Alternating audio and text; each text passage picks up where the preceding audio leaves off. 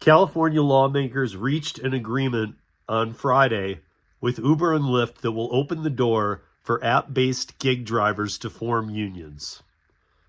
A victory for organized labor that could lay the groundwork for similar efforts in other states. This is something that we're talking about and will require more detail than just in here today. We will cover this in more basic and deeper on the podcast this week. The deal, blessed by Governor Gavin Newsom, brings Uber and Lyft on board with a pathway to collective bargaining rights for ride-hailing drivers after the companies spent years and massive sums of money fighting the idea. Drivers are classified as independent contractors in California, meaning they can't pursue traditional pathways to unionization. Okay. This all needs to be dissected because, yes, it could lay a groundwork for other states that are pushing some very extreme and not good legislation. The Flex Association in California represents Uber, Lyft, but it also represents all of the delivery companies and Instacart. They were all throwing in on this, and we knew that this is how these bills always come in. They come in for the rideshare first, and then they get after everybody. But to a very small group of people, it won't be getting after. They're like, we're excited to be in a union. So we're going to table some things here. Had it been said yet? Oh, no, here it is. So under the agreement, now remember, for years, $208 million was put into the Flex Association to get Prop 22 on the 2020 ballot in California. The voters voted 60% to 40% yes on 22. And since then, the labor movement and the SEIU, and they've been fighting the constitutional challenge until they finally lost it. Well, under the agreement that they just reached, which they haven't been able to see eye to eye on any of this, they've been fighting it for years. But under the agreement, drivers will have the opportunity to organize for increased pay and additional benefits. Table that, because that is completely 100% not true. Table that for a minute.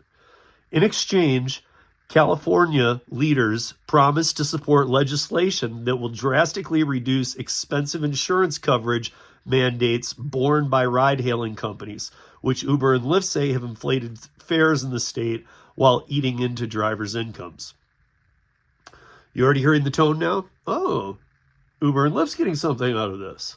So now when I read articles like this, I always start now going, okay, how is the company reacting? Because that's usually when I can tell there's bad legislation or whatever. If they're like, we're excited about the new part, I mean, like, then they're actually stoked. It's all transparency that they don't want. So welcome to 13. This is a historic agreement between workers and businesses that only California could deliver. This is Governor Newsom in a statement. That was his beginning of his quote, that only California could deliver.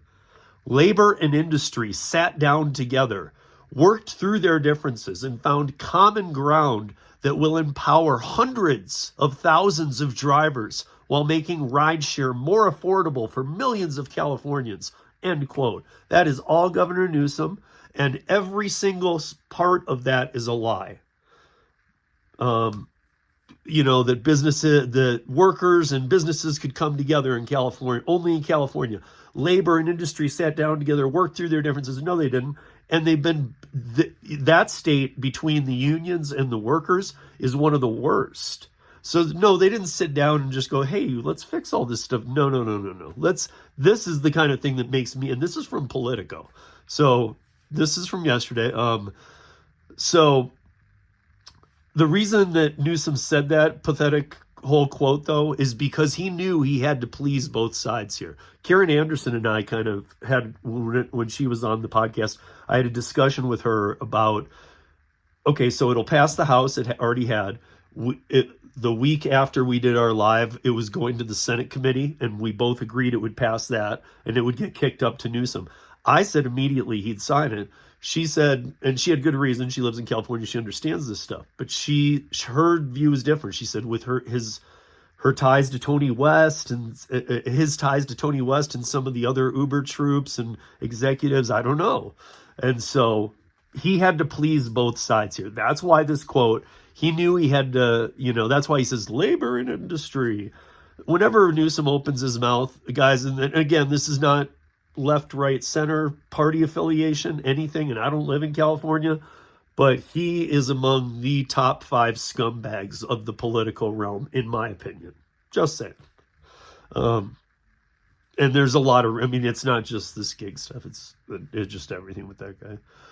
Labor leaders from the SEIU are stoked about the agreement as a historic win after the protracted campaign to secure bargaining rights for workers. Well, the SEIU has to say that because they were very confused. What do we do? They were the ones that wanted the constitutional challenge in the first place. Gig workers have been fighting, organizing, and advocating for years because for too long, the industry's giants have handed workers a raw deal. You do all the work and take all the risk while corporations make all the decisions and reap the lion's share of the rewards. That is Tia Orr, who is the SEIU California Executive Director. That is, again, most generic statement you could make about this. Yeah, they take the lion's share of we all know this.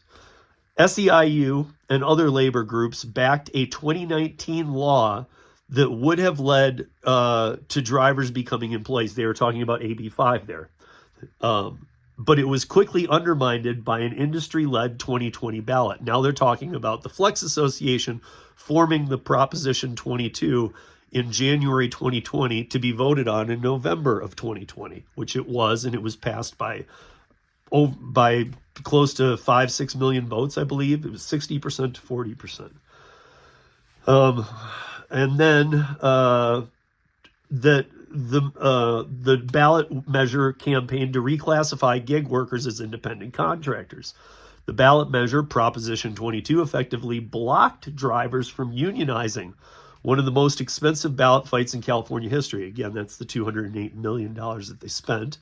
The California Supreme, this is very important. This is what I was saying about hold that thing about that they're going to have more bargaining power with a union. That's what you would expect from the traditional unions, right? Of course, that's what they do.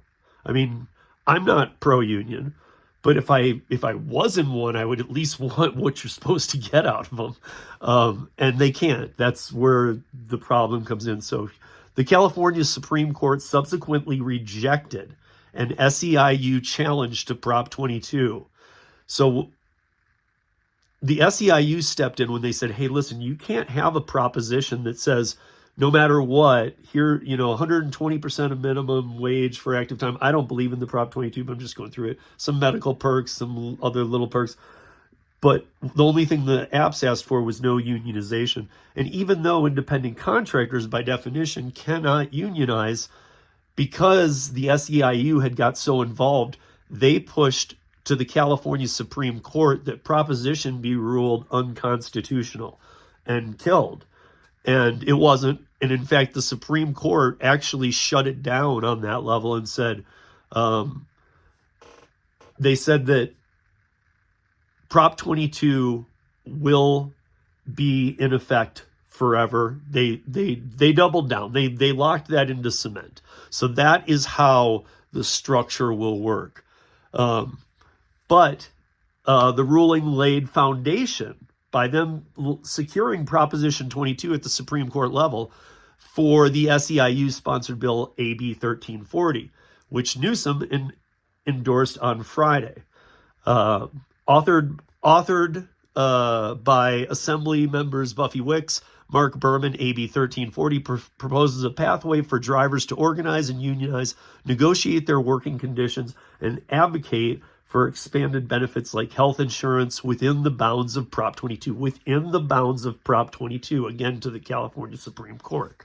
Uber and Lyft opposed Wicks and Berman's bill when it was introduced earlier this year, but the ride-hail companies were pushing a bill of their own, SB 371.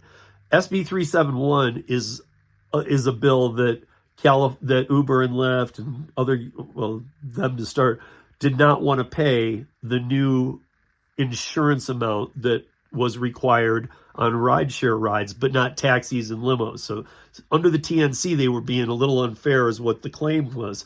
But instead of like a $300,000 cap max they had to carry for insurance, they had bumped Uber and Lyft up to $1 million. And that's what SB 371 was to reduce that amount so that it can't go up to $1 million and then over and over and over it.